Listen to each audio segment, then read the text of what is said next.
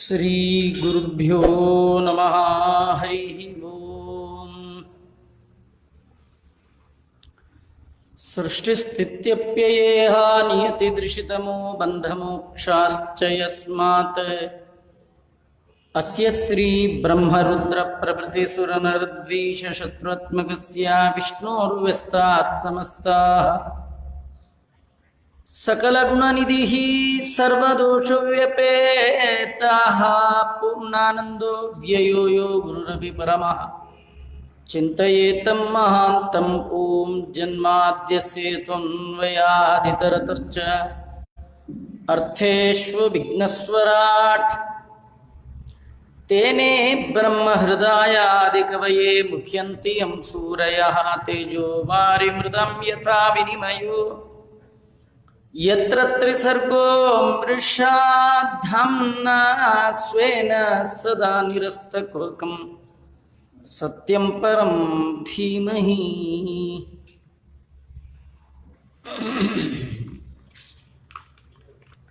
वन्दे वन्दारुमन्दारं वृन्दावन विनोदिनं वृन्दावनकलानाथं पुरुषोत्तममद्भुतम् नारायणं नमस्कृत्य नरं चैव नरोत्तमं देवीं सरस्वतीं व्यासं ततो ग्रन्थमुदीरयेत्.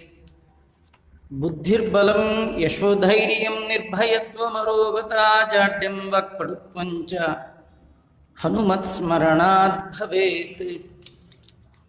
भवति यदनुभावात् एडमुकोऽपि वाग्मी जडमतिरपि जन्तुर्जायते प्राज्ञमूलिः सकलवचनचेतो देवता भारती सा मम वचसि निधत्तां सन्निधिं मानसे च. नमोऽस्तु तात्विका देवाः विष्णुभक्तिपरायणाः धर्ममार्गे प्रेरयन्तु भवन्तः सर्व एव हि. अर्थिकल्पितकल्पोऽयं प्रत्यर्थिगजकेसरी व्यासतीर्थगुरुर्भूयात् तस्मदिष्टार्थसिद्धये. तपोविद्याविरक्त्यादि सद्गुणौघाकरानहं वादिराजगुरुं वन्दे हयग्रीवपदाश्रयान्. नमो कोऽपि यत्प्रसादेन मुकुन्दशयनायते राजराजायते रिक्तो राघवेन्द्रं तमाश्रये. तपस्वाध्याय शुश्रूषा कृष्णपूजारतं मुनिं विश्वेशम् इष्टदं वन्दे परिव्राट् चक्रवर्तिनम् आपादमौलिपर्यन्तं गुरूणामाकृतिं स्मरेत्. तेन विघ्नाः प्रणश्यन्ति सिद्ध्यन्ति च मनोरथाः. स्वस्तिस्तु सताम् अशेषसन्मङ्गलानि भवन्तु. स्नानं दानं जपं होमं स्वाध्यायं पितृतर्पणं देवार्चनमथान्यच्च ये कुर्वन्ति मनुष्यजाः अक्षयं तद्भवेत् सर्वं मामुद्दिश्य च यत्कृतम्.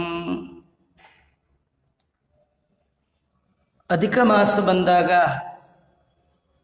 ಮಾಡುವಂತಹ ಸ್ನಾನ ದಾನ ಜಪ ಹೋಮ ಅಧ್ಯಯನ ಅಧ್ಯಾಪನ ಪಾಠ ಪ್ರವಚನಗಳು ನಿತ್ಯದಲ್ಲಿ ಕೊಡುವಂತಹ ಪಿತೃತರ್ಪಣ ದೇವಪೂಜೆ ಇವುಗಳ ಮುಖಾಂತರವಾಗಿ ಭಗವಂತನ ಆರಾಧನೆಯನ್ನ ಯಾರು ಶ್ರದ್ಧೆಯಿಂದ ಈ ಮಾಸದಲ್ಲಿ ಮಾಡ್ತಾ ಇದ್ದಾನೆ, ಬೇರೆ ಮಾಸಗಳಲ್ಲಿ ಮಾಡಿದಾಗ ಏನು ಫಲವನ್ನ ಹೊಂದುತ್ತಾ ಇದ್ದಾನೆ ಅದಕ್ಕಿಂತಲೂ ಕೂಡ ಅನಂತ ಪಟ್ಟು ಫಲವನ್ನ ಈ ಮಾಸದಲ್ಲಿ ಮಾಡುವಂತಹ ಸತ್ಕರ್ಮಕ್ಕೆ ಪಡಿತಾ ಇದ್ದಾನೆ. ಈ ಮಾತನ್ನ ಪದ್ಮಪುರಾಣ ಮತ್ತು ಭವಿಷ್ಯ ಪುರಾಣ ಎರಡೂ ಕೂಡ ಘಂಟಾಘೋಷವಾಗಿ ತಿಳಿಸ್ತಾ ಇದೆ. ಯೇ ಚ ಮಾಸ ಸಸಂಕ್ರಾಂತೆ ತೇಷಾಂ ಸ್ವಾಮಿ ರವಿಸ್ಮೃತಃ. ಬೇರೆ ಎಲ್ಲ ಮಾಸಗಳಲ್ಲಿ ರವಿಯ ಸಂಕ್ರಮಣದಿಂದಾಗಿ ಆ ಮಾಸ ಪಾವಿತ್ರತೆಯನ್ನು ಪಡೆದು ಆ ಮಾಸಕ್ಕೆ ಸವಿತೃಮಂಡಲ ಮಧ್ಯವರ್ತಿಯಾದ ಭಗವಂತನ ಬೇರೆ ಬೇರೆ ರೂಪಗಳು ಅಲ್ಲಿ ಅಧಿಷ್ಠಾತೃವಾಗಿರ್ತಕ್ಕಂತಹ ದೇವತೆಗಳು. ಮಲಮಾಸ ಬಂದಾಗ ಮಾತ್ರ ಅಲ್ಲಿ ರವಿಯ ಸಂಕ್ರಮಣ ಇಲ್ಲ. ಹಾಗಾಗಿ ಅಲ್ಲಿ ಸ್ವಯಂ ಭಗವಂತನೇ ಮೂಲ ರೂಪದಿಂದ, ಪುರುಷೋತ್ತಮ ರೂಪದಿಂದ ಆ ಮಾಸಕ್ಕೆ ತಾನು ಅಭಿಮಾನಿಯಾಗಿದ್ದಾನೆ. ಮಲಮಾಸೆ ಚ ಸರ್ವೇಸ್ಮಿನ್ ಸ್ವಯಂ ದೇವೋ ಜನಾರ್ದನಃ ತಮುದ್ದಿಶ್ಯ ಕೃತಂ ಯಚ್ಚ ಸ್ವಲ್ಪಂ ಪಾಯದಿ ವಾ ಬಹು. ಹೀಗಾಗಿ ಆ ಭಗವಂತನನ್ನ ಉದ್ದೇಶ ಮಾಡಿಕೊಂಡು ಎಷ್ಟು ನಮಗೆ ಶಕ್ತಿ ಇದೆಯೋ ಅಷ್ಟು, ಹೇಳಿದಷ್ಟು ಮಾಡ್ಲಿಕ್ಕಾಗೋಲ್ಲ, ಆಗೋಲ್ಲ ಅಂತ ಬಿಡೋದಕ್ಕಿಂತಲೂ ನಮ್ಮ ಕೈಲಿ ಏನಾಗತ್ತೋ ಅದು. ಏನದು? ಹುತಂ ದತ್ತಂ ತಪಸ್ತಪ್ತಂ ತದಕ್ಷಯಕರಂ ಭವೇತ್. ಯಾವುದು ಹೋಮ ಅಥವಾ ಏನೋ ಕೈಲಾದ ದಾನ, ಏನೋ ನಮ್ಮ ಕೈಲಾದ ತಪಸ್ಸು. ತಪಸ್ಸು ಅಂದರೆ ನಿತ್ಯದಲ್ಲಿ ಭಗವಂತನ ಕಥಾಶ್ರವಣ ಮಾಡೋದೇ ದೊಡ್ಡ ತಪಸ್ಸು, ಮತ್ತಿನ್ಯಾವ ತಪಸ್ಸು ಬೇಡ.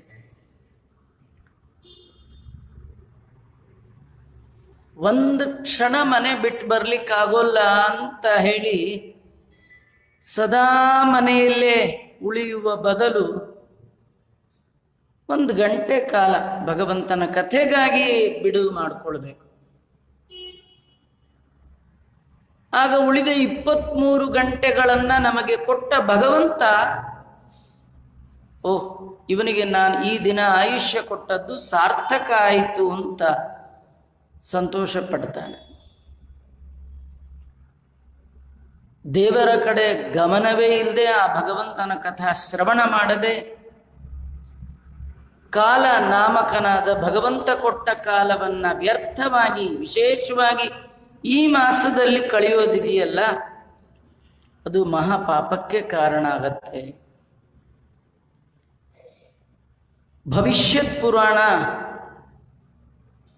ಈ ಮಾಸದಲ್ಲಿ ಇಡೀ ತಿಂಗಳು ಮಾಡಲಿಕ್ಕಾಗದಿದ್ರೂ ಕೆಲವು ವಿಶೇಷ ದಿನಗಳನ್ನು ಹೇಳುತ್ತದೆ. ಯದಾ ಮಲಿಮ್ಲುಚೋ ಮಾಸ ಪ್ರಾಪ್ಯತೆ ಮಾನವೈ ಪ್ರಿಯೇ ಮಹೋತ್ಸವ ಸದಾ ಕಾರ್ಯ ಆತ್ಮನೋ ಹಿತಕಾಂಕ್ಷೆಯ. ಆತ್ಮೋದ್ಧಾರ ಮಾಡಿಕೊಳ್ಬೇಕು, ಮನುಷ್ಯ ಜನ್ಮ ಸಾರ್ಥಕ ಮಾಡಿಕೊಳ್ಬೇಕು ಅಂತ ಯಾರಿಗಾದ್ರೂ ಬಯಕೆ ಇದ್ರೆ ಅವರು ಈ ಮಾಸದ ಪ್ರಾಪ್ತಿಗಾಗಿ ಕಾಯ್ತಾ ಇದ್ದು ಉತ್ಸವಗಳ ಆಚರಣೆಯನ್ನು ಮಾಡಬೇಕಂತ.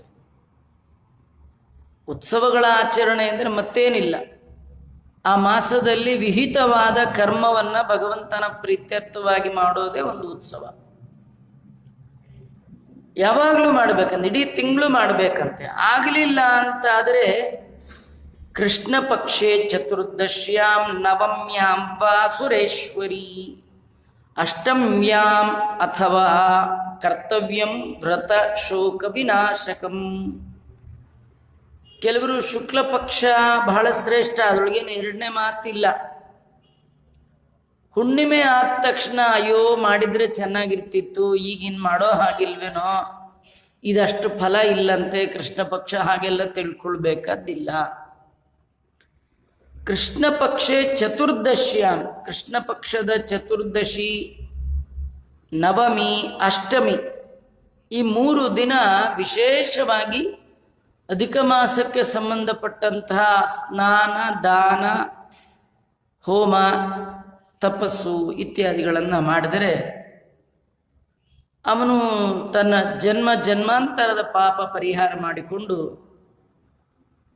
ಹುಟ್ಟು ಸಾವಿನ ನಡುವೆ ಬರಬಹುದಾದ ದುಃಖ ಅಂತೇನಿದೆ, ಹುಟ್ಟಿನಲ್ಲಿಯೂ ದುಃಖ ಇದೆ, ಸಾವಿನಲ್ಲಿಯೂ ದುಃಖ ಇದೆ, ನಡುವೆ ಸಂಸಾರದಲ್ಲಿ ಅನೇಕ ದುಃಖಗಳು, ಈ ಎಲ್ಲ ದುಃಖವನ್ನು ಕಳೆದುಕೊಳ್ತಾನೆ. ಈ ದಿನ, ಈ ಮಾಸದಲ್ಲಿ ಮಾಡುವ ವ್ರತಗಳ ಹಿರಿಮೆ ಎಷ್ಟು ದೊಡ್ಡದು ಅಂದರೆ ಅಶ್ವಮೇಧ ಸಹಸ್ರಾಣಿ ವಾಜಪೇಯ ಶತಾನಿ ಚ ಅಧಿಕ ಮಾಸ ದಿನಸ್ಯೈಕ. ಒಂದು ದಿನ, ಅಧಿಕ ಮಾಸದ ಒಂದು ದಿನದ ವ್ರತ ನೇಮಗಳ ಆಚರಣೆಗೂ ಕೂಡ ಇವ್ಯಾವು ಕೂಡ ಸಮ ಆಗೋಲ್ಲಂತ. ಅಷ್ಟು ಉತ್ತಮವಾಗಿರ್ತಕ್ಕಂಥದ್ದು. ಮನುಷ್ಯನಲ್ಲಿ ಜನ್ಮ ಜನ್ಮಾಂತರದ ಪಾಪ ಅವನೊಟ್ಟೊಟ್ಟಿಗೆ ಯಾವುದೇ ಜನ್ಮಕ್ಕೆ ಹೋದ್ರೂ ಬರ್ತಾ ಇರುತ್ತೆ. ಆದರೆ ಎಲ್ಲಿವರೆಗೂ ಇವನನ್ನ ಹಿಂಬಾಲಿಸತ್ತೆ ಅಂದ್ರೆ, ಎಲ್ಲಿಯ ತನಕ ಇವನು ಪುರುಷೋತ್ತಮ ಮಾಸದ ವ್ರತ ನೇಮಗಳನ್ನ ಆಚರಣೆ ಮಾಡೋಲ್ಲ, ಅಲ್ಲಿವರೆಗೂ ಇವನ ಜನ್ಮ ಜನ್ಮಾಂತರಕ್ಕೂ ಎಲ್ಲ ಪಾಪಗಳು ಬರ್ತಾ ಇರುತ್ತಂತೆ. ಭೂಮಿಯಲ್ಲಿ ಭಗವಂತ ಮಾನವನಾಗಿ ಹುಟ್ಟು ನಮಗೆ ಕೊಟ್ಟಾಗ ಈ ವ್ರತದ ಆಚರಣೆ ಮಾಡಿದ್ರಿ ಅಂತಾದ್ರೆ ಹಿಂಬಾಲಿಸಿ ಬರುವ ಎಲ್ಲ ಪಾಪಗಳು ಕೂಡ ಹೊರಟು ಬಿಡುತ್ತೆ. ತಾವತ್ ಪಾಪಾನಿ ಗರ್ಜಂತಿ ತಾವತ್ ಭೂತಾನಿ ಭೂತಲೆ ತಾವಚ್ಚ ಯಾತನಾಯಾಮಿ ಯಾವತ್ ದೂರೋ ಮಲಿಂಲಿಚಃ. ದೇಹದ ಒಳಗಿರುವಂಥ ಎಲ್ಲ ಪಾಪಗಳನ್ನ ಹೆದರಿಸಿ ಓಡಿಸ್ಬೇಕು ಅಂತ ಯಾರಿಗಾದ್ರೂ ಬಯಕೆ ಇದ್ರೆ ಅವರು ಅಧಿಕ ಮಾಸವನ್ನ ಆಚರಿಸಬೇಕು. ಹೇಗೆ ಯಥಾ ಬೀಜಾನಿ ಭೂಭಾಗೆ ವಾಪಿತಾನಿ ಭವಂತಿ ಚ ಅಮೃತಾಖ್ಯ ಯಥಾವಲ್ಲಿ ಯಥಾ ದುರ್ವಾದಲಂಬುವಿ. ಭೂಮಿಯಲ್ಲಿ ಬಿತ್ತಿದ ಬೀಜ ಹೇಗೆ ಬೆಳೆಯುತ್ತೋ, ಹೇಗೆ ಅಮೃತ ಬಳ್ಳಿಯನ್ನ ಹಚ್ಚಿದರೆ ಎಲ್ಲ ಕಡೆ ಹಬ್ಬಿ ಬಿಡುತ್ತೋ, ಗರಿಕೆ ಹುಲ್ಲುಗಳು ಹೇಗೆ ಎಲ್ಲ ಕಡೆ ವರ್ಧಿಸುತ್ತೋ, ಹಾಗೆ ಅಧಿಕ ಮಾಸದಲ್ಲಿ ಮಾಡುವಂತಹ ಕರ್ಮಗಳು ವರ್ಧತೆ ತದ್ವದೇವಂ ಕುರುತೆ ಸತ್ಫಲಂ ಮಲೆ. ಮಲೆ ಅಂದರೆ ಮಲಮಾಸದಲ್ಲಿ, ಈ ಮಲಮಾಸದಲ್ಲಿ ಮಾಡಿದ ಸತ್ಕರ್ಮ ಹಾಗೆ ವೃದ್ಧಿಸತ್ತಂತೆ. ಬರೀ ಇಷ್ಟು ಮಾಡಿದ್ರೆ ಅಷ್ಟೇ ಇಲ್ಲ, ಹೇಗೆ ಒಂದು ಸಣ್ಣ ಬಳ್ಳಿಯನ್ನ ನೆಲದಲ್ಲಿ ನೆಟ್ಟರೆ ಅದು ಪೂರ ಎಲ್ಲ ಕಡೆ ಹಬ್ಬಿ ಬಿಡುತ್ತೋ, ಶ್ರದ್ಧೆಯಿಂದ ಭಕ್ತಿಯಿಂದ ಭಗವಂತ ಪ್ರೀತನಾಗಲಿ ಅಂತ ಈ ಮಾಸದಲ್ಲಿ ಬೆಳಗಿನ ಜಾವ ಎದ್ದು ಮಾಡುವ ಸ್ನಾನದ ಒಂದು ಪುಣ್ಯ ವರ್ಧಿಸತ್ತೆ ಅಂತ ವರ್ಣನೆ ಮಾಡ್ತಾ ಇದ್ದಾರೆ. ಮತ್ತೊಂದು ವಿಶೇಷ ಅಂದರೆ, ಅಧಿಕ ಮಾಸದ ವ್ರತದ ಆಚರಣೆಯಿಂದ ಶನಿ ದೋಷವು ಕೂಡ ಪರಿಹಾರ ಆಗುತ್ತಂತೆ, ಗ್ರಹ ಬಾಧೆಗಳು. ಯಾಕೆಂದ್ರೆ ಸಕಲ ಗ್ರಹ ಬಲ ನೀನೆ ಸರಸಿಜಾಕ್ಷ ಅಂತ. ಆ ಭಗವಂತನ ಅನುಗ್ರಹ ಆದವರಿಗೆ ಯಾತರ ಭಯ ಶ್ರೀನಾಥನ ಪರಮ ಪ್ರೀತಿಯ ಪಡೆದ ಬಗೆ. ಸ್ನಾನಂ ದಾನಂ ಜಪೋ ಹೋಮ ಸ್ವಾಧ್ಯಾಯೋ ಹರಿತೋಷಣಂ ಸ್ನಾನೇನಾಥ ವ್ರತೇನಾಥ ದೀಪದಾನೇನ ವಾ ಪುನಃ ಏನ ಕೇನಾಪ್ಯುಪಾಯೇನ ಮಾಸೇಸ್ಮಿನ್ ವ್ರತಮುತ್ತಮಂ ವ್ಯಾಜೇನಾಪಿ ಕೃತಂ ಯೇನ ನ ಸಪಶ್ಯತಿ ಭಾಸ್ಕರಿ. ಭಾಸ್ಕರಿ ಅಂದರೆ ಭಾಸ್ಕರನ ಮಗ. ಸೂರ್ಯಪುತ್ರಂ ಶನೈಶ್ಚರಂ ಛಾಯಾಮಾರ್ತಾಂಡ ಸಂಭೂತಂ ಸೂರ್ಯಪುತ್ರಂ ಶನೈಶ್ಚರಂ. ಯಾರು ಅಧಿಕ ಮಾಸದ ಬ್ಯಾಜದಿಂದ ಸ್ನಾನ ದಾನಾದಿ ಜಪ ಹೋಮಾದಿಗಳನ್ನು ಈ ಮಾಸದಲ್ಲಿ ಪುರುಷೋತ್ತಮ ಪ್ರೀತಿಗಾಗಿ ಮಾಡ್ತಾ ಇದ್ದಾರೆ, ಅವರಿಗೇನಾದರೂ ಜಾತಕದಲ್ಲಿ ಸಾರ್ಧ ಸಪ್ತಮ 7.5 ಅಂತ ಏನಂತಾರೆ, ಅಥವಾ ಪಂಚಮ ಶನಿ ಅಂತ ಏನಂತಾರೆ, 12ನೇ ಮನೆಯ ಶನಿ, ದ್ವಾದಶ ಅಷ್ಟಮ ಜನ್ಮ ಅಂತ, ಜನ್ಮಸ್ಥಾನ 8ನೇ ಮನೆ 12ನೇ ಮನೆಯಲ್ಲಿ ಶನಿಯ ಬಾಧೆ ಬಹಳವಾಗಿ ಆಗ್ತಕ್ಕಂಥದ್ದು. ಆ ಬಾಧೆ ನಿವಾರಣೆ ಆಗಬೇಕು ಅಂತಾದರೆ ಈ ಮಾಸದ ನಿಯಮಗಳನ್ನು ಆಚರಣೆ ಮಾಡಿ ಭಗವಂತನಿಗೆ ಅರ್ಪಣೆ ಮಾಡಿದ್ರೂ ಸಾಕು. ಈ ಮಾಸದಲ್ಲಿ ಬಹಳ ಮುಖ್ಯವಾಗಿ 3 ವಿಶೇಷವಾಗಿ ನಾವು ಮಾಡಬೇಕಾದ್ದು. ಪ್ರತಿನಿತ್ಯ ತಪ್ಪದೆ ವಿಷ್ಣು ಸಹಸ್ರನಾಮದ ಪಾರಾಯಣ. ಆಚಾರ್ಯರು ಜ್ಞೇಯಂ ಪಾಠ್ಯಂಚ ತದ್ವಯಂ ಅಂತಾರೆ. ಮಹಾಭಾರತದಲ್ಲಿ ಸರ್ವೋತ್ಕೃಷ್ಟವಾದ 2 ಪ್ರಸಂಗಗಳು ಅಂತಂದ್ರೆ, ಒಂದು ಶ್ರೀಮದ್ ಭಗವದ್ಗೀತಾ, ಕೃಷ್ಣ ಅರ್ಜುನನನ್ನ ಕುರಿತು ಉಪದೇಶ ಮಾಡಿರ್ತಕ್ಕಂಥದ್ದು. ಮತ್ತೊಂದು ಭೀಷ್ಮಾಚಾರ್ಯರು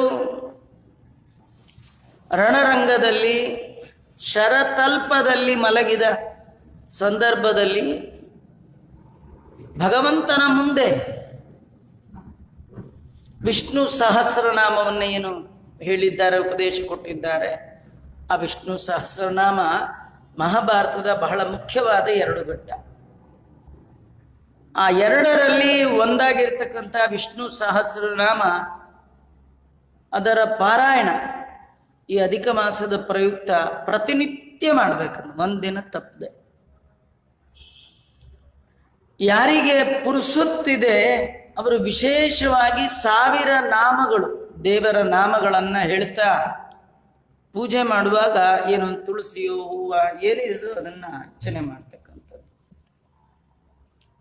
ಮತ್ತೆ ಪಾರಾಯಣ ರೂಪವಾಗಿ ಪಾರಾಯಣ, ಅದು ಬಹಳ ಮುಖ್ಯವಾದದ್ದು.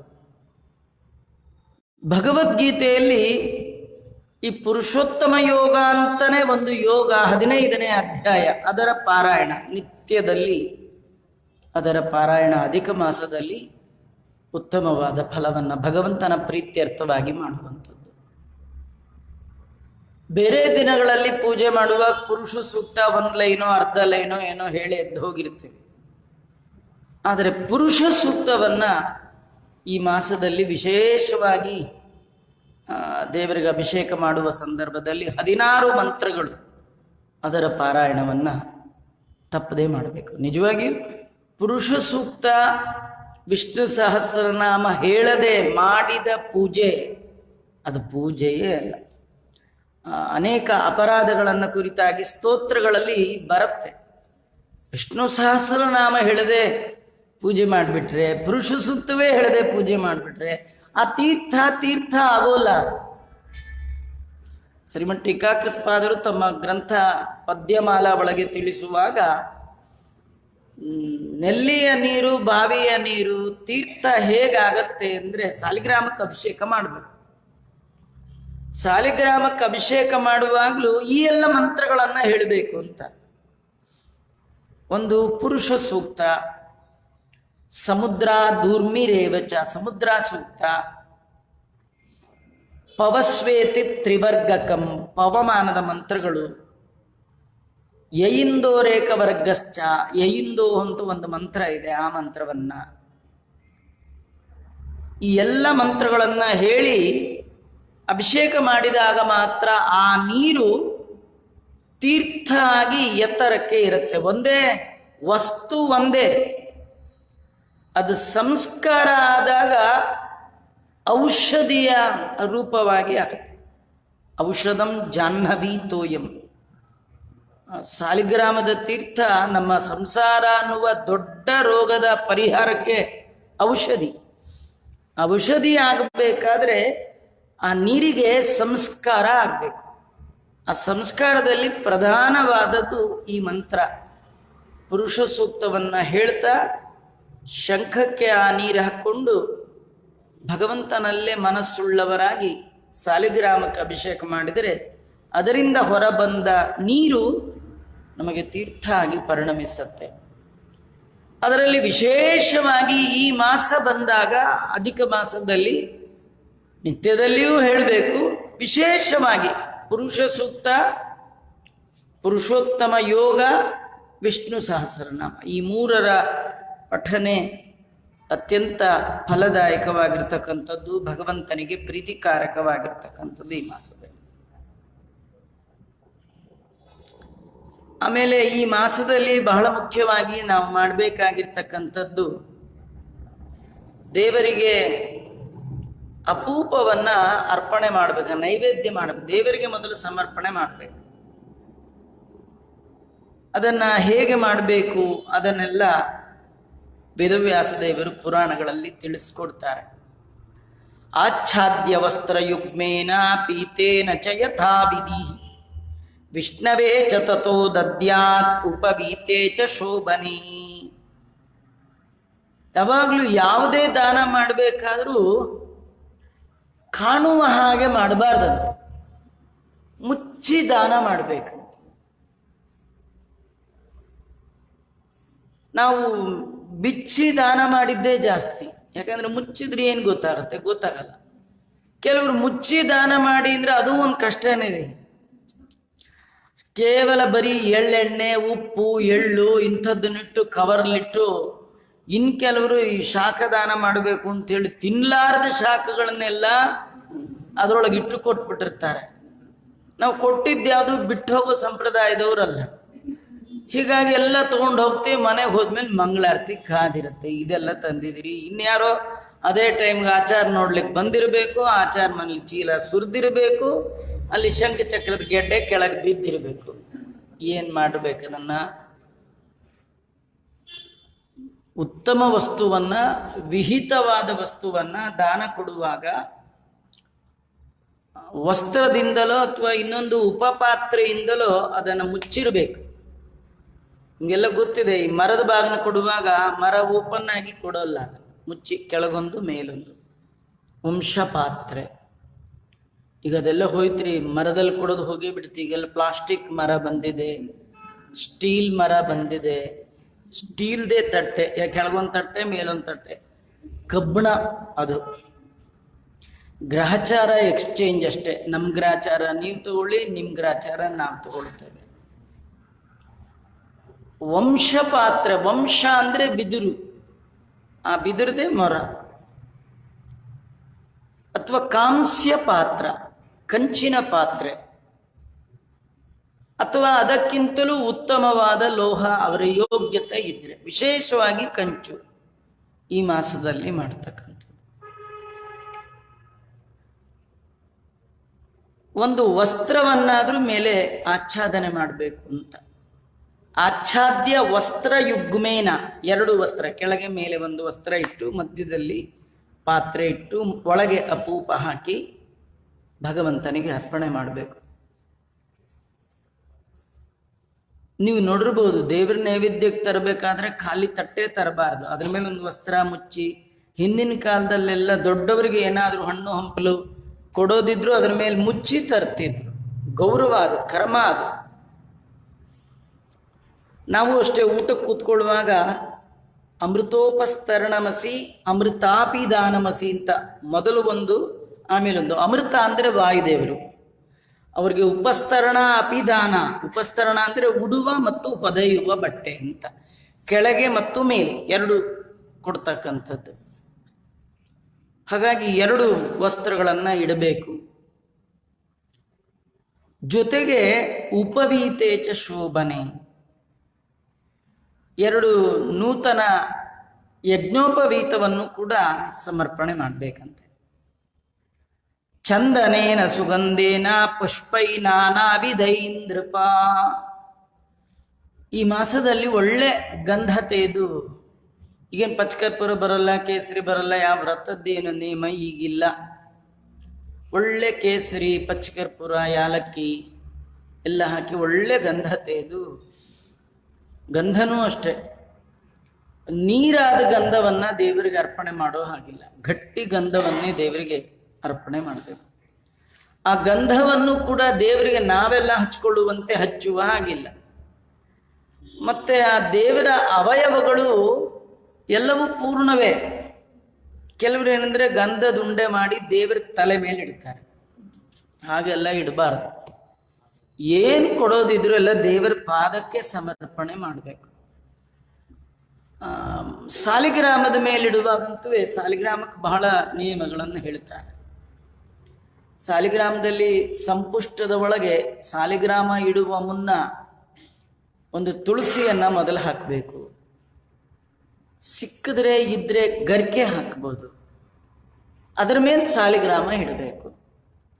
ಮತ್ತೆ ಅದರ ಮೇಲೆ ತುಳಸಿ ಅಥವಾ ಗರಿಕೆ ಹಾಕಿ ಮತ್ತೆ ಅದರ ಮೇಲೆ ಗಂಧವನ್ನ ಅರ್ಪಣೆ ಮಾಡ್ಬೋದು.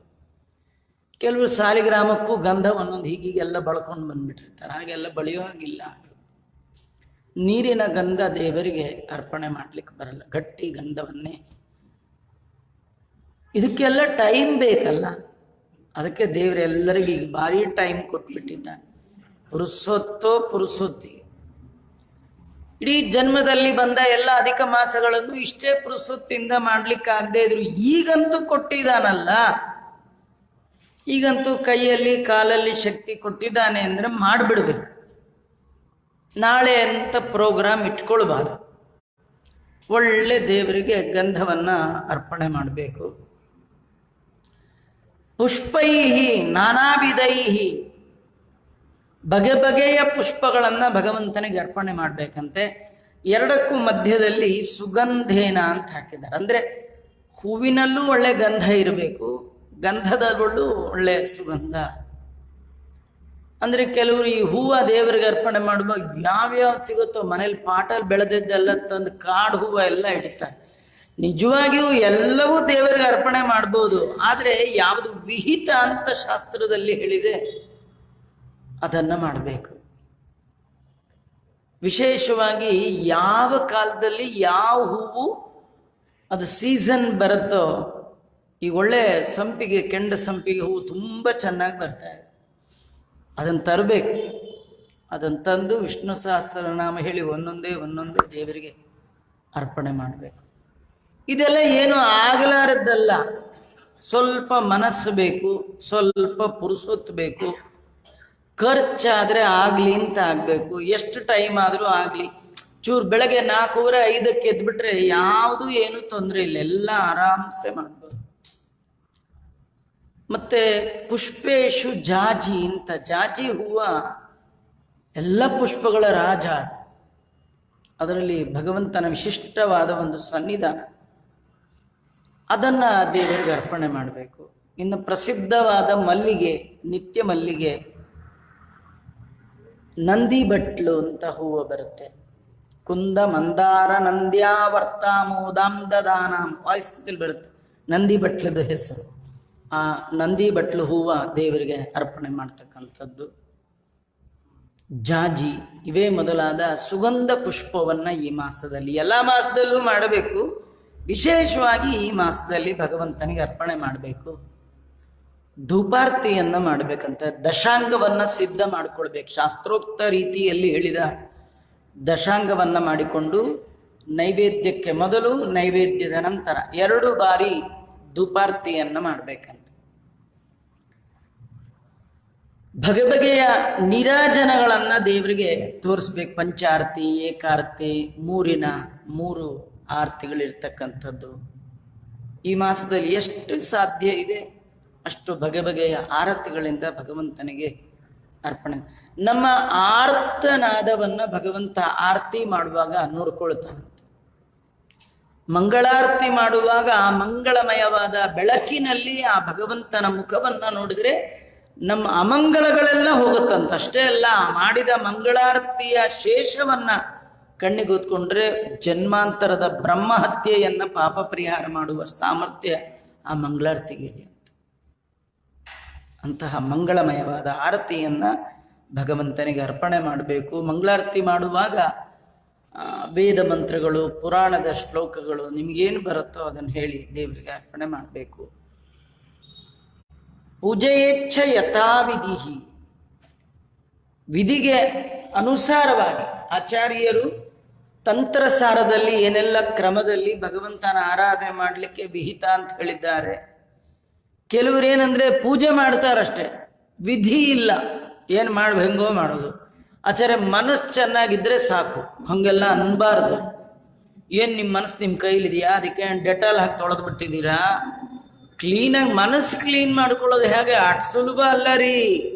ನಿಜ ಹೇಳ್ತೀನಿ, ಯಾರಿಗೆ ಮನಸ್ಸು ನಿಜವಾಗಿ ಶುದ್ಧ ಇದೆ ಅವ್ರಿಗೆ ಯಾವ ಬಹಿ ಶುದ್ಧಿಯ ಅವಶ್ಯಕತೆಯೇ ಇಲ್ಲ.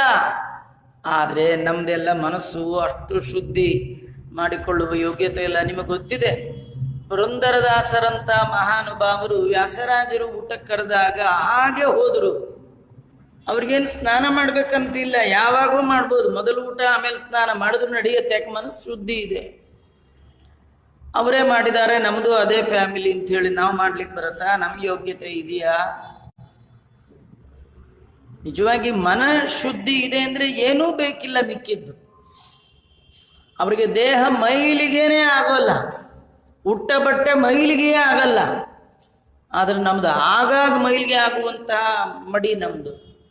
ಅದರಿಂದ ಯಥಾವಿಧಿ ಶಾಸ್ತ್ರದಲ್ಲಿ ಹೇಳಿದ್ದು ಏನಿದೆ ಹಾಗೆ ಮಾಡ್ಬೇಕು. ನಿಮ್ಮ ಮನಸ್ಸಿಗೆ ತೋಚಿದ ಹಾಗೆ ಅದ್ಯಾಕೆ ಬರಲ್ಲ, ಇದ್ಯಾಕೆ ಬರಲ್ಲ, ಇದ್ಯಾಕೆ ಮಾಡ್ಬೋ, ಇದು ದೇವಿ ಸೃಷ್ಟಿ ಮಾಡಿದ ಹೂವು ಅಲ್ವಾ, ಇದನ್ನ ಯಾಕೆ, ಇವೆಲ್ಲ ಪ್ರಶ್ನೆಗಳನ್ನ ಕೇಳಬೇಡ ಅನ್ನತ್. ಏಷ ಆದೇಶ, ಏಷ ಉಪದೇಶ, ಏಷ ವೇದೋಪನಿಷತ್, ಏವಂ ಉಪಾಸಿತವ್ಯಂ ಏವಂ ಚೈತದುಪಾಸ್ಯಂ. ಶಾಸ್ತ್ರದಲ್ಲಿ ಏನು ಹೇಳಿದೆಯೋ ಹಾಗೆ ಮಾಡಬೇಕು.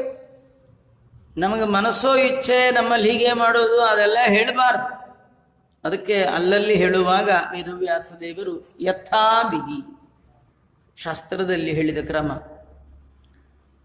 ಇಷ್ಟಾನ್ಯಶ್ಚೈವ ನೈವೇದ್ಯೈ ನಾಗವಲ್ಲಿ ದಲಾನ್ವಿತೈ. ಉತ್ಕೃಷ್ಟವಾದ ಷಡ್ರಸೋಪೇತವಾದ ಅನ್ನವನ್ನ ಭಗವಂತನಿಗೆ ಅರ್ಪಣೆ ಮಾಡಬೇಕಂತೆ. ನಿತ್ಯದಲ್ಲಿ ದೇವರಿಗೆ ನೈವೇದ್ಯ ಸಮರ್ಪಣೆ ಮಾಡಬೇಕು. ಆಮೇಲೆ ಗೃಹಸ್ಥನಾದವ ನಾಗವಲ್ಲಿ ದಲ ಅಂದ್ರೆ ವಿಳ್ಳೆದೆಲೆ ಅಡಿಕೆ ತಾಂಬೂಲವನ್ನ ನಿತ್ಯದಲ್ಲಿ ದೇವರಿಗೆ ಅರ್ಪಣೆ ಮಾಡಬೇಕಂತ. ಘಂಟಾ ಮೃದಂಗ ನಿರ್ಘೋಷೈ ಶಂಖಧ್ವನಿ ಸಮನ್ವಿತೈ. ನೈವೇದ್ಯ ಆದ್ಮೇಲೆ ಮಹಾಮಂಗಳಾರತಿ ಮಾಡುವಾಗ ಎಲ್ಲ ವಾದ್ಯಗಳು ಮನೆಯಲ್ಲಿ ಕೇಳಿಸ್ಬೇಕು. ಘಂಟ, ಮೃದಂಗ, ಅವುಗಳ ಘೋಷ, ಶಂಖದ ಧ್ವನಿಯ ಘೋಷ. ಯಾರು ಮನೆಯಲ್ಲಿ ಗಂಟೆ, ಜಾಂಟೆ, ಶಂಖ ಈ ಶಬ್ದ ಇದೆ, ಮನೆಯಲ್ಲಿ ದೈತ್ಯರ ಪೀಡೆ ಆಗೋಲ್ಲಂತೆ. ಏನೇ ಋಣಾತ್ಮಕವಾದ ಒಂದು ಇದಿದ್ರೂ ಕೂಡ, ಬಾಧೆಗಳಿದ್ರೂ ಕೂಡ ಅದನ್ನ ಪರಿಹಾರ ಮಾಡುತ್ತೆ ಆ ಧ್ವನಿಗಳು, ಆ ಸೌಂಡ್. ತವನಾದೇನ ಪಾತಾಲೆ ಎನ್ನ ಶಂಕದ್ದು ಸ್ತೋತ್ರ ಹೇಳುವಾಗ, ಗರ್ಭಾದೇವಾರಿ ನಾರೀಣಾಂ ವಿಶಿರಿಯಂತೆ ಸಹಸ್ರದ ತವನಾದೇನ ಪಾತಾಲೆ ಪಾಂಚಜನ್ಯ ನಮಸ್ತುತೆ. ಶಂಕದ ಧ್ವನಿಗೆ ದೇವತೆಗಳ ಶತ್ರುಗಳಾದ ದೈತ್ಯ ಸ್ತ್ರೀಯರ ಗರ್ಭದಲ್ಲಿರುವಂತಹ ದೈತ್ಯರು ಕೂಡ ಅವರು ನಾಶ ಆಗ್ತಾ ಇದ್ದಾರಂತೆ. ಎಂತಹ ಪಾತಾಳದಲ್ಲಿರಲಿ, ಎಲ್ಲೇ ಅಡಗಿರ್ಲಿ, ಶಂಖಧ್ವನಿಗೆ, ಘಂಟಾಧ್ವನಿಗೆ. ಆಗಮಾರ್ತಂತು ದೇವಾನಾಂ ಗಮನಾರ್ಥಂತು ರಕ್ಷಸಾಂ ಕುರು ಘಂಟಾ ರವಂ ತತ್ರ ದೇವತಾಹ್ವಾನಲ ಅಂತ. ನಮ್ಮ ದೇವತೆಗಳ ಬರುವಿಕೆಗಾಗಿ ಗಂಟೆಯ ರವ ಅಂದ್ರೆ ಆ ಶಬ್ದವನ್ನ ಮಾಡಬೇಕು. ಗಂಟೆ, ಜಾಂಟೆ ಇವನ್ನೆಲ್ಲ ಬಾರಿಸ್ಬೇಕು.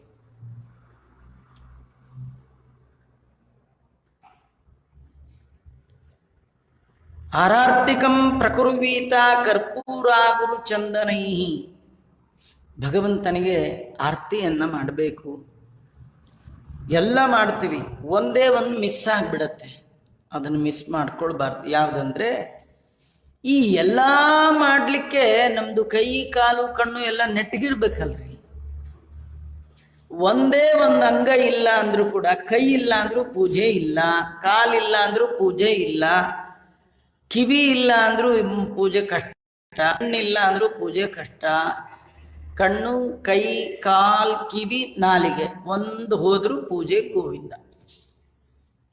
ಹಾಗಾದ್ರೆ ಇದೆಲ್ಲ ಕೊಟ್ಟ ಭಗವಂತನಿಗೆ ಏನ್ ಹೇಳ್ಬೇಕಂದ್ರೆ, ನಾನೇನ್ ಮಾಡಿದೆ, ನೀ ಕೊಟ್ಟಿದ್ರಿಂದ ನಿನ್ ಪೂಜೆ ಮಾಡಿದೆ, ನೀ ಇದನ್ನೆಲ್ಲ ಕೊಟ್ಟದ್ದಕ್ಕಾಗಿ ಇದನ್ನೆಲ್ಲ ನಿನಗೆ ಅರ್ಪಣೆ ಮಾಡ್ತೀನಿ ಅಂತ ಹೇಳಿ ಮಾಡುವಂಥದ್ದೇ ನಮಸ್ಕಾರ.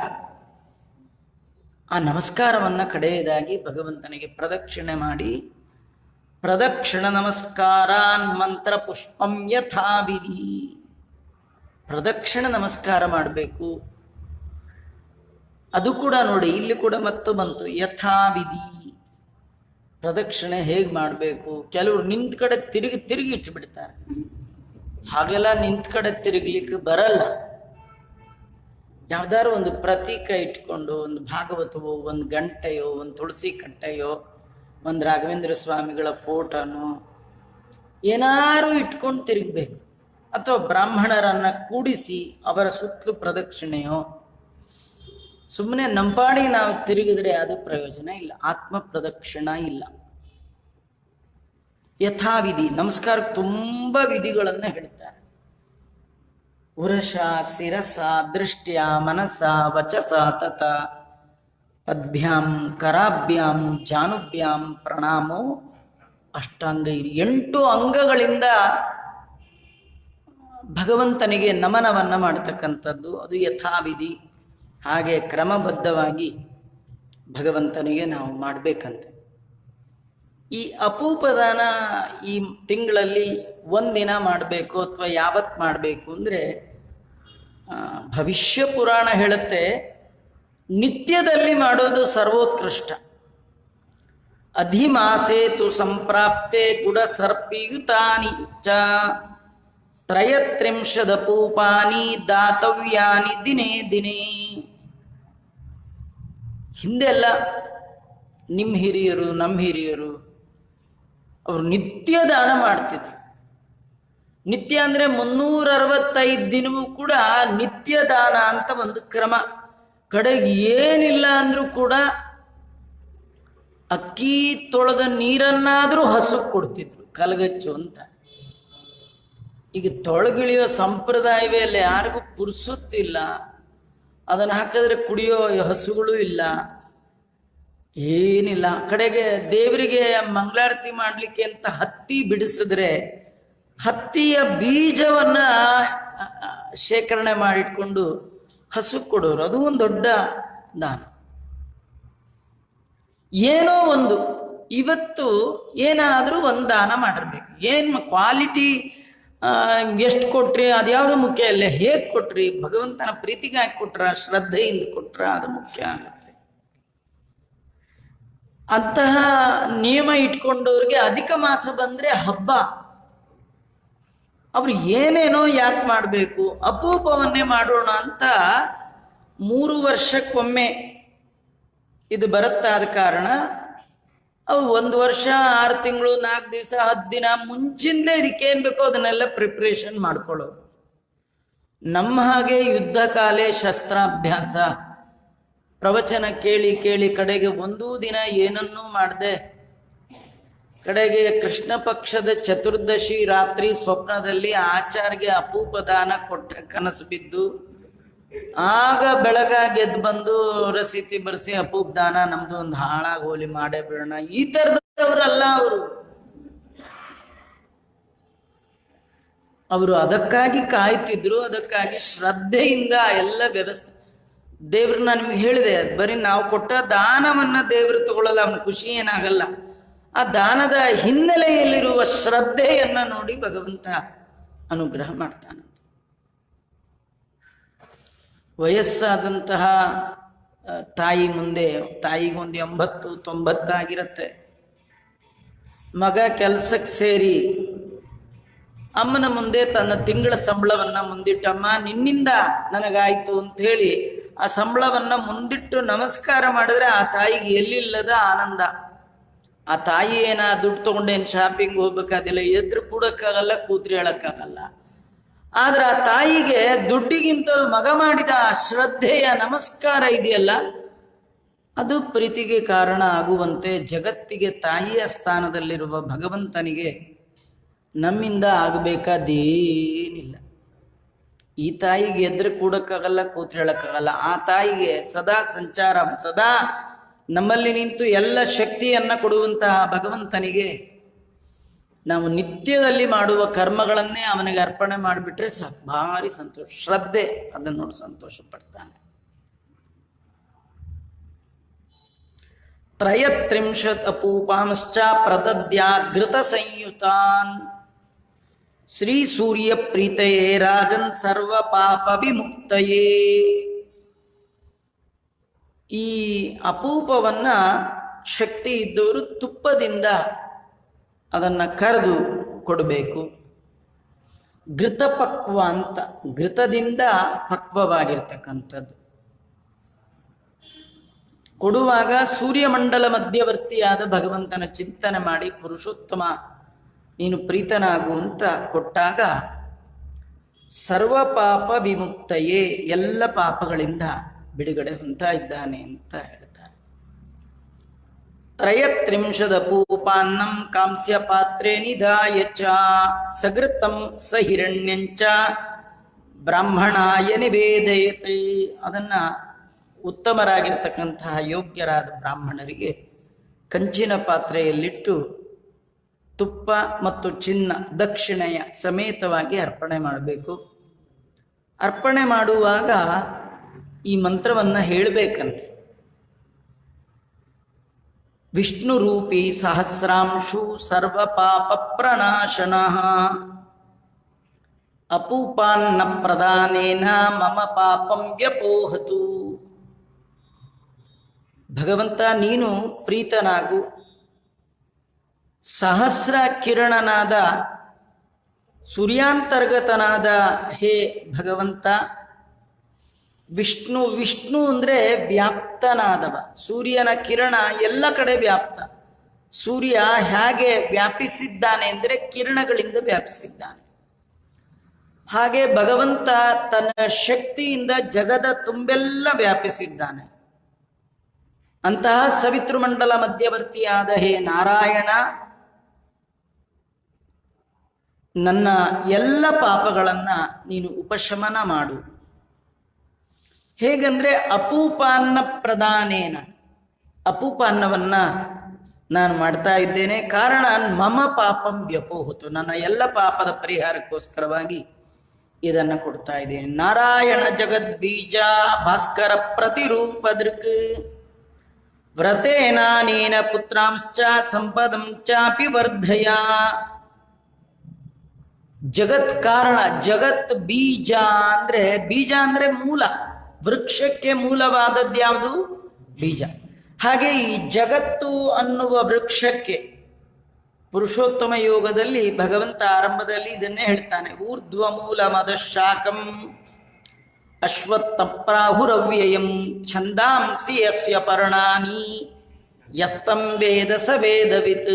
ಈ ಜಗತ್ತನ್ನುವ ವೃಕ್ಷಕ್ಕೆ ಮೂಲನಾದವ, ಜಗತ್ ಕಾರಣ, ಈ ಜಗತ್ತಿನ ಹುಟ್ಟಿಗೆ, ಇರುವಿಕೆಗೆ, ಇದರ ಸ್ಥಿತಿಗೆ, ಇದರ ನಾಶಕ್ಕೆ ಯಾರ ಕಾರಣ? ಭಗವಂತ ನೀನು. ಅದನ್ನೇ ಹೇಳ್ತಾ ನಾರಾಯಣ ಜಗದ್ಬೀಜ ಭಾಸ್ಕರ ಪ್ರತಿರೂಪ ಅದೃಕ್. ಪ್ರತಿರೂಪ ಅಂದ್ರೆ ಬಿಂಬರೂಪಿಯಾಗಿದ್ದೀಯ. ಸೂರ್ಯನ ಒಳಗೆ ಬಿಂಬರೂಪದಿಂದ ನೀನಿದ್ದೀಯ. ನಾನು ಮಾಡಿದ ಈ ವ್ರತ, ಅಧಿಕ ಮಾಸದ ವ್ರತದಿಂದ ಮಕ್ಕಳು ಮೊಮ್ಮಕ್ಕಳು ಎಲ್ಲರನ್ನೂ ಅನುಗ್ರಹಿಸು, ನನಗೆ ಆ ಸಂಪತ್ತನ್ನು ಕೊಡು. ಯಸ್ಯ ಹಸ್ತೆ ಗದಾ ಚಕ್ರೋ ಗರುಡೋ ಯಸ್ಯ ವಾಹನಂ ಶಂಕಃ ಕರತಲೆ ಯಸ್ಯ ಸಮೇ ವಿಷ್ಣು ಪ್ರಸೀದತು. ಆ ವಿಷ್ಣು ಅಂದ್ರೆ ಯಾರು, ಹೇಗಿದ್ದಾನೆ? ಯಸ್ಯ ಹಸ್ತೆ ಗದಾ ಚಕ್ರ, ಯಾರ ಕೈಯಲ್ಲಿ 4 ತೋಳು, ಕೈಯಲ್ಲಿ ಶಂಖ, ಗದಾ, ಚಕ್ರ ಮತ್ತು ಪದ್ಮ, ಅಂತಹ ಭಗವಂತ ವಿಷ್ಣು, ವ್ಯಾಪ್ತನಾದ ವಿಷ್ಣು ನನ್ನನ್ನು ಅನುಗ್ರಹಿಸಲಿ, ಈ ದಾನವನ್ನು ಸ್ವೀಕಾರ ಮಾಡಲಿ. ಮತ್ತೊಂದು ವಿಲಕ್ಷಣವಾದ ಲಕ್ಷಣ ಹೇಳ್ತಾರೆ. ಏನಂದ್ರೆ, ದೇವರ ಅನುಗ್ರಹದಿಂದ ಯಾರು ದೇವರ ಕೊಡುವಂತಹ ಮೋಕ್ಷ, ಅದರಲ್ಲಿ ಒಂದು ಮೋಕ್ಷ ಸಾರೂಪ್ಯ ಅಂತ, ದೇವ್ರ ಥರಾನೇ ರೂಪ ಬಂದ್ಬಿಡತ್ತೆ. ರೂಪ ಬರುತ್ತೆ ಅಂದ್ರೆ ಬರೀ ರೂಪ ಅಲ್ಲ, ಅವ್ರ ಕೈಲೂ ಒಂದು ಶಂಖ, ಅವನ ಕೈ ಚಕ್ರ. ಅಜಾಮಿಳನ್ನ ಬಿಡಿಸುವ ಸಂದರ್ಭದಲ್ಲಿ ವಿಷ್ಣು ದೂತರು ಬಂದದ್ದನ್ನ ಷಷ್ಠಸ್ಕಂದ ವರ್ಣನೆ ಮಾಡುವಾಗ ಅವ್ರ ಕೈಯಲ್ಲೂ ಎಲ್ಲ ಆಯುಧಗಳಿತ್ತು ಅಂತ ಹೇಳುತ್ತೆ.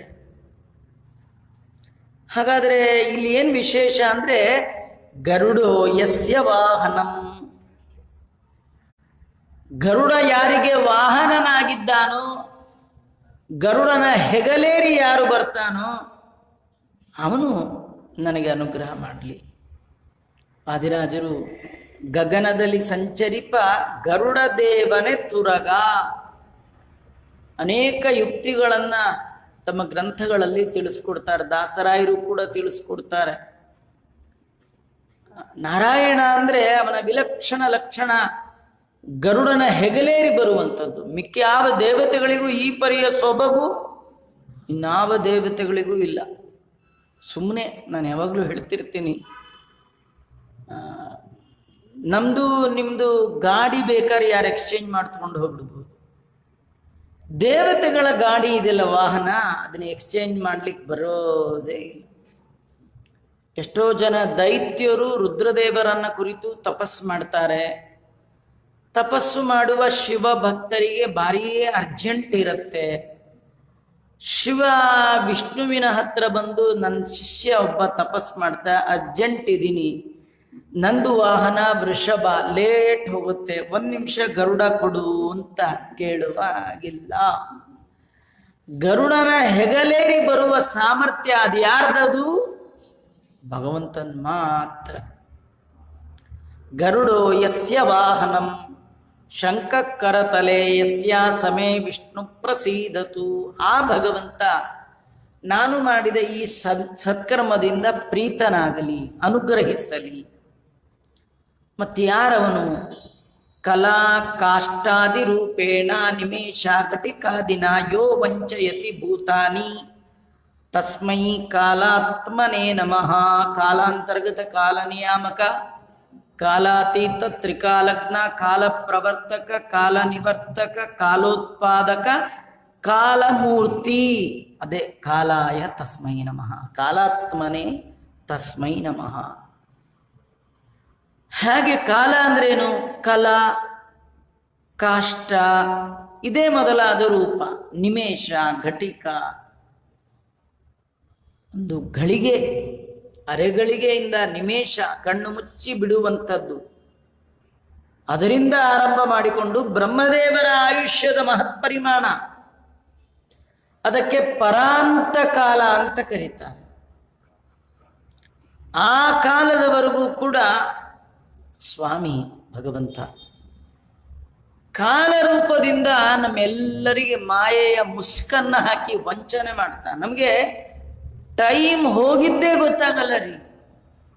ನೋಡಿ, ಎಲ್ಲರೂ ಚೂರು ಯೋಚನೆ ಮಾಡಿ. ಇವತ್ತು ಬೆಳಗಿನ ಜಾವ ಬೆಳಗ್ಗೆ ನೀವು ಎದ್ದದ್ದು ನೆನಪಿದೆ, ಮಧ್ಯ ಎಷ್ಟು ಕಳೆದೇ ಹೋಯ್ತು. ಈಗಾಗಲೇ ಇನ್ನು 1 ಅವರ್ 2 ಅವರ್ ಬಿಟ್ಟರೆ ತಿರ್ಗಾ ಮತ್ತೆ ಸೇಮ್ ಟು ಹಾಸಿಗೆಗೆ ಹೋಗೋರೆ ನಾವೆಲ್ಲ. ಎಷ್ಟು ಬೇಗ ಆಗ್ತಾ ಇದೆ, ಎಷ್ಟು ಸಾಯಂಕಾಲ ಆಗ್ತಾ ಇದೆ, ಎಷ್ಟು ರಾತ್ರಿ ಹೇಗೆ ಓಡ್ತಾ ಇದೆ. ಯೋ ವಂಚಯತಿ ಭೂತಾನಿ, ಕಾಲರೂಪದಿಂದ ನಮ್ಮನ್ನೆಲ್ಲ ಏನು ಅರಿವೇ ಇಲ್ಲ ಹಾಗೆ ಮಾಡ್ತಾ ಇದೆ. ಗೊತ್ತಾಗದಾಗ ಹೊರಟೋಗ್ಬಿಡುತ್ತೆ ಕಾಲ. ನಿಮ್ಮನೆ ವಾಚ್ ನಿಲ್ಬಹುದು ಸೆಲ್ ಡೌನ್ ಆಗಿದ್ರೆ, ಆದರೆ ಕಾಲ ಮಾತ್ರ ನಿಲ್ಲಲ್ಲ, ಹೋಗ್ಬಿಡುತ್ತದೆ ಬೇಗ. ಅಂತಹ ಭಗವಂತ, ಅವನಿಗೆ ನಮಸ್ಕಾರ ಮಾಡ್ತೇನೆ.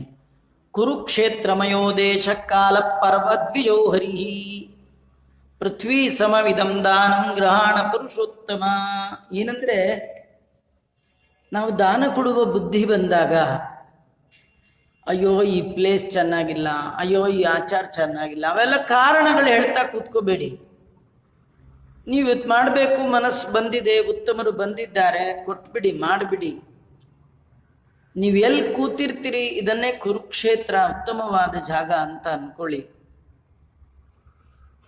ಯಾವುದೇ ಒಂದು ಕೆಟ್ಟ ಭಾವನೆ ಮನಸ್ಸಿನಲ್ಲಿ ಬರಬಾರ್ದು. ದಾನ ಮಾಡುವಾಗ ಓ ಈ ಆಚಾರ ಬಂದ್ರ ಅಂತ ಆಚಾರ ಬಗ್ಗೆ ಏನಾರು ನಿಮ್ಗೊಂದು ತಪ್ಪು ಕಲ್ಪನೆ ಬಂದ್ರೆ ಮಾಡಿದ್ದಾನ ವೇಸ್ಟ್. ಆ ರೂಪದಿಂದ ಭಗವಂತ ಬಂದಿದ್ದಾನೆ ಅಂತ ತಿಳ್ಕೊಳ್ಳಿ. ನೋಡುವ ಕಣ್ಣು ನೆಟ್ಟಿಗಿದ್ರೆ ಕಂಡದ್ದೆಲ್ಲ ಕಮಲನಾಭನ ಮೂರ್ತಿ. ಹಾಗಂತ ಹೇಳಿ ಯಾರಿಗೋ ಸಿಕ್ಕೋರ್ಗೆಲ್ಲ ಕೊಡ್ಲಿಕ್ಕೆ ಬರಲ್ಲ. ಬಂದವ್ರ ಮೇಲೆ ಮತ್ತೆ ನೀವು ತಪ್ಪು ಕಲ್ಪನೆ ನಿಮಗೆ ಬರಬಾರ್ದು. ಎಲ್ಲ ರೀತಿಯಿಂದ ಭಗವಂತ ಇದ್ದಾನೆ. ಪೃಥ್ವಿ ಸಮಮಿದಂ ದಾನಂ, ಅಂತಹ ದಾನವನ್ನು ಮಾಡ್ತಾ ಇದ್ದೇನೆ. ಸಣ್ಣ ಪುಟ್ಟ ದಾನ ಸಣ್ಣವರು ಕೊಡ್ಬೋದಿತ್ತು, ಇದು ಭಾರಿ ದೊಡ್ಡ ದಾನ. ಹಾಗಾಗಿ ಇವರ ಒಳಗಿರುವ ದೊಡ್ಡವರಿಗೆಲ್ಲ ದೊಡ್ಡವನಾದ ಭಗವಂತ ಪುರುಷೋತ್ತಮ. ಪುರುಷೋತ್ತಮ ಎಷ್ಟು ದೊಡ್ಡವ? ದ್ವಾಮಿಮೌ ಪುರುಷೌ ಲೋಕೆ ಕ್ಷರಶ್ಚಾಕ್ಷರ ಏವಚ. ಆ ಇಬ್ಬರನ್ನು ಮೀರಿ ಉತ್ತಮ ಪುರುಷಸ್ತ್ವನ್ಯ ಪರಮಾತ್ಮೇತ್ಯುತಾಹೃತ ಯೋ ಲೋಕತ್ರಯಂ ಆವಿಶ್ಯ ಬಿಭರ್ತಿರ್ವ್ಯಯ ಈಶ್ವರ. ಆದ ಕಾರಣ ಯಸ್ಮಾತ್ ಕ್ಷರಮತೀತೋಹಂ ಅಕ್ಷರಾದಪಿ ಚೋತ್ತಮ ಅತೋಸ್ಮಿ ಲೋಕೆ ವೇದೇ ಚ ಪ್ರತಿತ ಪುರುಷೋತ್ತಮ. ಅದಕ್ಕೆ ಇಲ್ಲಿ ಹೇಳುವಾಗ ಪೃಥ್ವಿ ಸಮಮಿದಂ ದಾನಂ ಗೃಹಾಣ ಪುರುಷೋತ್ತಮ. ಆ ಬಂದ ಬ್ರಾಹ್ಮಣನ ಒಳಗೆ ಭಗವಂತನ ಈ ಎತ್ತರದ ರೂಪವನ್ನ ಚಿಂತನೆ ಮಾಡಿ ದೊಡ್ಡ ದಾನವನ್ನ ದೊಡ್ಡ ಮನಸ್ಸಿನಿಂದ ಒಳ್ಳೆ ಕ್ಷೇತ್ರದಲ್ಲಿ, ಅದಕ್ಕೆ ಎಲ್ಲ ಮಠಗಳಿಗೆ ಯಾಕೆ ಬರ್ತಾರೆ ಅಂದ್ರೆ ಇದಕ್ಕಿಂತ ದೊಡ್ಡ ಕ್ಷೇತ್ರ ಮತ್ತಿನ್ನಿಲ್ಲ. ಇಲ್ಲ ನಿಮ್ಮ ಮನೆ, ಇಲ್ಲ ರಾಯರ ಸನ್ನಿಧಾನ, ಈ ಎರಡಕ್ಕಿಂತ ದೊಡ್ಡದು ಮತ್ತಿನ್ಯಾವುದೂ ಇಲ್ಲ.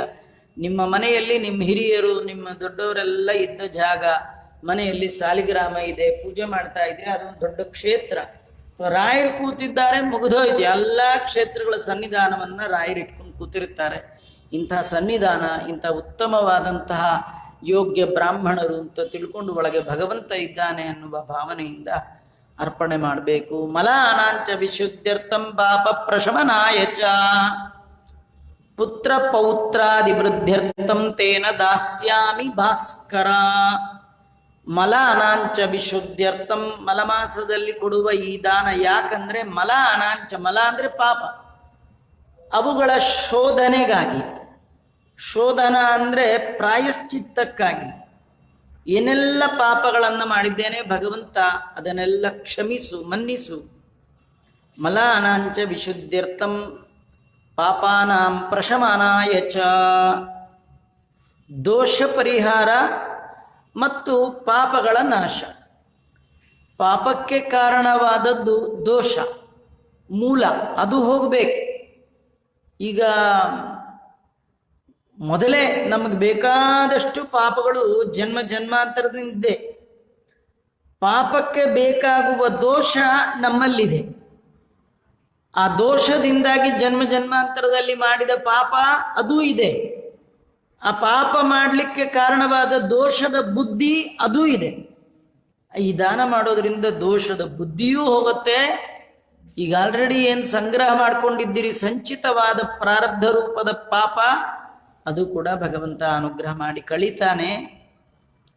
ಮತ್ತೆ ಅಷ್ಟೇ ಅಲ್ಲ, ಇದು ಕಾಣದ ಫಲ. ಒಂದು ದೋಷದ ಪರಿಹಾರ, ಪಾಪದ ಪರಿಹಾರ. ನಮಗೆ ದೋಷ ಇರೋದು ಕಾಣಲ್ಲ, ಪಾಪ ಬಂದಿರೋದು ಕಾಣಲ್ಲ. ಕಾಣುವ ಒಂದು ಫಲ ಅಂತಂದ್ರೆ ಪುತ್ರ ಪೌತ್ರಾಭಿವೃದ್ಧ್ಯರ್ಥಂ, ಸತ್ಸಂತತಿಗಾಗಿ. ಒಳ್ಳೆ ವೈಷ್ಣವ ಸಂತತಿ, ವಿಷ್ಣು ಭಕ್ತರು ಮನೆಯಲ್ಲಿ ಬರಬೇಕು ಅಂಥೇಳಿ ಈ ದಾನವನ್ನ ಭಗವಂತ ನಿನಗೆ ಅರ್ಪಣೆ ಮಾಡ್ತಾ ಇದ್ದೀನಿ ಅಂಥೇಳಿ. ಅಂದರೆ ಅಪೂಪ ದಾನ ಮಾಡುವಾಗ ನಿಮ್ಮ ಮನಸ್ಸು ಮಾನಸಿಕವಾಗಿ ನೀವು ಹೀಗಿರ್ಬೇಕು.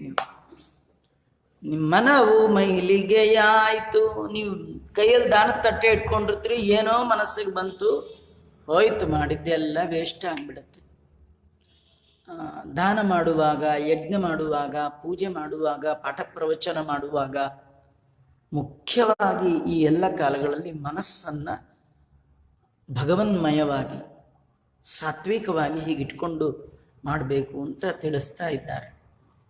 ಮತ್ತೆ ಅಪೂಪದಾನದಲ್ಲಿ 32 ಅಪೂಪಗಳಲ್ಲಿ ಮತ್ತೆ ಭಗವಂತನ 32 ರೂಪಗಳು, ಅದು ಯಾವುದು ಅಂತ ಮತ್ತೆ ಮುಂದೆ ಅದನ್ನು ನೋಡೋಣ. ಮತ್ತಿಲ್ಲಿ ಭಗವಂತ ಗೋಲೋಕಕ್ಕೆ ಹೋಗಿ ಕೃಷ್ಣನನ್ನ ಕುರಿತು, ಕೃಷ್ಣಂದೇ ಮತ್ತೊಂದು ರೂಪ ವಿಷ್ಣು. ಆ ವಿಷ್ಣು ಭಗವಂತ ಗೋಲೋಕದ ಕೃಷ್ಣನನ್ನ ಕುರಿತು ಮಾಡಿದ ಒಂದು ಸ್ತೋತ್ರ ಇದೆ. ಈ ಅಧಿಕ ಮಾಸದಲ್ಲಿ ವಿಶೇಷವಾಗಿ ಆ ಸ್ತೋತ್ರಗಳ ಪಾರಾಯಣ. ಈ ಸ್ತೋತ್ರ ಪಾರಾಯಣ ಮಾಡಿ ಮಲಮಾಸಕ್ಕೆ ಆಧಿಕ್ಯವನ್ನ, ಅಧಿಕ ಮಾಸದ ರೂಪವನ್ನ ತಂದುಕೊಟ್ಟದ್ದು ಭಗವಂತ ಪ್ರೀತನಾಗಿ ಆ ಮಾಸಕ್ಕೆ ತಾನು ಅಭಿಮಾನಿಯಾಗಿರ್ತಕ್ಕಂಥದ್ದು. ಒಂದೇ ವಿಷ್ಣುಂ ಗುಣಾತೀತಂ ಗೋವಿಂದಮೇಕಮಕ್ಷರಂ ಅವ್ಯಕ್ತಮವ್ಯಯಂ ವ್ಯಕ್ತಂ ಗೋಪವೇಶ ವಿಧಾಯಿನಂ ಕಿಶೋರ ವಯಸಂ ಶಾಂತಂ ಗೋಪೀಕಾಂತಂ ಮನೋಹರಂ ನವನೀರದ ನಿರ್ಶ್ಯಾಮಂ ಕೋಟಿ ಕಂದರ್ಪ ಸುಂದರಂ ವೃಂದಾವನವನಾಭ್ಯಂತೆ ರಾಸಮಂಡಲ ಸಂಸ್ಥಿತಂ ಲಸತ್ಪೀತಪಟಂ ಸೌಮ್ಯಂ ತ್ರಿಭಂಗ ಲಲಿತಾಕೃತಿಂ ರಾಸೇಶ್ವರಂ ರಾಸವಾಸಂ ರಾಸೋಲ್ಲಾಸ ಸಮುತ್ಸಕಂ ದ್ವಿಭುಜಂ ಮುರಳೀಹಸ್ತಂ ಪೀತವಾಸ ಸಮಚ್ಯುತಂ ಇತ್ಯೇವ ಮುಕ್ತ್ವಾ ತಂ ನತ್ವಾ ರತ್ನಸಿಂಹಾಸನೇವರೇ ಪಾರ್ಶ್ವತೈ ಸತ್ಕೃತೋ ವಿಷ್ಣು ಸೌವಾಸ ತದಾಗ್ನಯ. 5 ಶ್ಲೋಕಗಳಲ್ಲಿ ಭಗವಂತನ ಸ್ತೋತ್ರ ಇದು.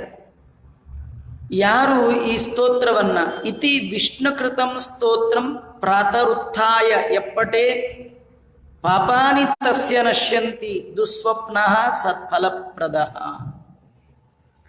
ಈ ಅಧಿಕ ಮಾಸ ಬಂದಾಗ ವಿಶೇಷವಾಗಿ ಯಾರು ವಿಷ್ಣು ಕೃತ ಈ ಸ್ತೋತ್ರ ಇದು, ವಿಷ್ಣು ತನ್ನದೇ ಆಗಿರ್ತಕ್ಕಂಥ ಗೋಲೋಕವಾಸಿಯಾದ ಕೃಷ್ಣನನ್ನ ಕುರಿತಾಗಿ ಮಾಡಿದ ಸ್ತೋತ್ರ ಅಂತ ವೇದವ್ಯಾಸದೇವರು ಇದರಲ್ಲಿ ತಿಳಿಸ್ತಾ ಇದ್ದಾರೆ. ಯಾರಿದು ಅಂದರೆ ಒಂದೇ ವಿಷ್ಣುವಿಗೆ ವಂದನೆ ಮಾಡ್ತಾ ಇದ್ದಾನೆ. ಅಂದರೆ ತನ್ನದೇ ಇನ್ನೊಂದು ರೂಪ. ಗುಣಾತೀತಂ, ಗುಣಾತೀತ ಅಂದರೆ ಗುಣವನ್ನ ಮೀರಿದವ. ಯಾವ ಗುಣ? ನಮ್ಮಲ್ಲಿ ಏನೆಲ್ಲ ಗುಣಗಳಿದೆಯೋ ಈ ಗುಣ ಭಗವಂತನ ಇಲ್ಲ. ನಮ್ಮಲ್ಲಿ ಸತ್ವಗುಣ, ರಜೋಗುಣ, ತಮೋಗುಣ ಅಂದರೆ ಪ್ರಕೃತಿಯಿಂದ ಸಂಬಂಧವಾದ ಗುಣ, ಪ್ರಾಕೃತ ಗುಣ. ಭಗವಂತ ಈ ಪ್ರಾಕೃತ ಗುಣ ಮೀರಿದವ, ವೇದೈಕ ವೇದ್ಯನಾದವ, ಏಕಾಕ್ಷರ ಅಂದರೆ ಓಂಕಾರ ಪ್ರತಿಪಾದ್ಯನಾದವ, ಅವ್ಯಕ್ತ, ಇಂದ್ರಿಯಗಳಿಗೆ ಅವ್ಯಕ್ತ, ವ್ಯಕ್ತ ಸೂರಪಶ್ಯತಿ ಚಕ್ಷಾಸ ಅಂದ್ರೆ ವೇದಕ್ಕೆ ಮಾತ್ರ ಗಮ್ಯನಾದವ. ಭಗವಂತ ಕಾಣಿಸ್ತಾನ ಅಂದ್ರೆ ಕಾಣಿಸಲ್ಲ, ಕಾಣಿಸಲ್ಲ ಅಂದ್ರೆ ಈ ಕಣ್ಣು ಈ ಕೈ ಕಿವಿ ಇದಕ್ಕೆಲ್ಲ ಕಾಣಲ್ಲ. ಕಾಣಿಸ್ತಾನ ಅಂದ್ರೆ ಕಾಣಿಸ್ತಾನೆ. ಯಾವಾಗ? ಅವನಿಗೆ ಇಚ್ಛೆ ಬಂದಾಗ ಯಾರಿಗೆ ಬೇಕಾದರೂ ಎಲ್ಲಿ ಬೇಕಾದರೂ ಕಾಣಿಸ್ತಾನೆ. ವ್ಯಕ್ತಂ ಅವ್ಯಕ್ತಂ ಗೋಪವೇಷ ವಿದಾಯಿನಂ, ಅವನು ದನ ಕಾಯುವ ಗೊಲ್ಲರಂತೆ ವೇಷವನ್ನ ಧಾರಣೆ ಮಾಡಿದ ಮಹಾನುಭಾವ ಅವನು. ಕಿಶೋರ ವಯಸ್ಸಂ, ಇದು ಬಹಳ ಅಪರೂಪ. ಏನಂದ್ರೆ ನೀವು ಎಲ್ಲಿಯಾದರೂ ಕೃಷ್ಣನ ಕಲ್ಪನೆ ಮಾಡಿದಾಗ, ಯಾವುದೇ ಒಂದು ಚಿತ್ರವನ್ನು ಊಹೆ ಮಾಡಿಕೊಂಡಾಗ ಎಲ್ಲಿಯೂ ಕೃಷ್ಣನಿಗೆ ಮೀಸೆ, ಗಡ್ಡ, ಕೆಂಪು ಗಡ್ಡ, ಹಳೆ ಗಡ್ಡ ಇವಿಲ್ಲೇ ಇಲ್ಲ. ಕಿಶೋರ ವಯಸ್ಸಂ, ಯಾವಾಗಲೂ ಅವನಿಗೆ 16 ವಯಸ್ಸು. ಕೃಷ್ಣನ ಕೆಳಗೂ ಇಲ್ಲ ಮೇಲೂ, ಯಾವಾಗಲೂ ಆ ಸಣ್ಣ ವಯಸ್ಸು, ಕಿಶೋರ ವಯಸ್ಸು. ಶಾಂತಂ, ನೋಡಿ ನಮಗೆಲ್ಲ ಆ ವಯಸ್ಸಿರೋದೇ ಇಲ್ಲ. ಕ್ಷಣ ಕ್ಷಣಕ್ಕೆ ನಮ್ಮ ದೇಹದಲ್ಲಿ ಸುಕ್ಕು ಕಟ್ಟತ್ತೆ, ವೃದ್ಧಾಪ್ಯ ಬರುತ್ತೆ. ಕೃಷ್ಣನ ಮನೆಯಲ್ಲಿ ಕೃಷ್ಣಂದು ವಾಚ್ ನಿಂತಿದೆ. ಯಾಕಂದ್ರೆ ಕಾಲ ಅಂದ್ರೆ ಅವನೇ, ಅವನು ಹಿಂದೂ ಹೋಗಲ್ಲ, ಒಂದೇ ಥರ. ಅವನಿಗೆ ಅವ್ಯಯ ಅಂತ ಹೆಸರು, ಅವನು ಎಂದೂ ಚೇಂಜೇ ಆಗೋಲ್ಲ. ಹಾಗೆ ಕಿಶೋರ ವಯಸ್ಸಂ ಶಾಂತಂ ಗೋಪಿಕಾಂತಂ ಮನೋಹರಂ, ಗೋಪಿಕಾ ಸ್ತ್ರೀಯರಿಗೆ ಬಯಸಿದ್ದನ್ನೆಲ್ಲ ಕೊಟ್ಟ ಮಹಾನುಭಾವ. ಮನೋಹರಂ, ಎಲ್ಲರ ಮನಸ್ಸನ್ನ ಅಪಹಾರ ಮಾಡುವಂತಹ ಭಗವಂತ.